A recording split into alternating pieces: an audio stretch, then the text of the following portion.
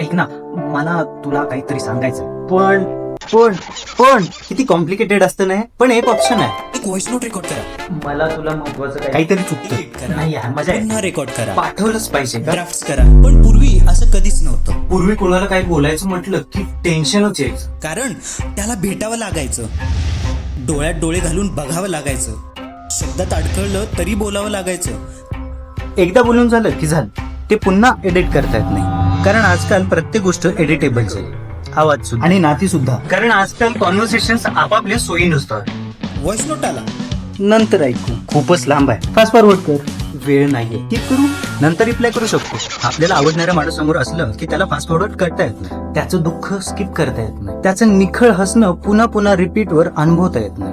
आणि म्हणूनच कदाचित कॉन्व्हर्सेशन फक्त शब्दांचे नसतात, तो त्या वेळेचा असतो, त्या मोमेंटचा असतो, समोरच्याचे तुमच्यासाठी असणाऱ्या अवेलेबिलिटी बद्दलचा असतो. टेक्नॉलॉजीने आपल्याला एकमेकांपर्यंत पोहोचवणं खूप सोपं केलंय, पण ऐकणं मात्र ऑप्शनल केलंय. आपण बोलण्याचे वेगवेगळे मार्ग शोधत गेलो, पण ऐकणारी माणसं कमी करत गेली. कारण शेवटी एखाद्या माणसाला त्याचं म्हणणं ऐकून घेणाऱ्यापेक्षा आणखी काय महत्वाचं, फक्त एवढंच की त्याचं म्हणणं समोरच्याने स्किप केलं नाही पाहिजे. वेट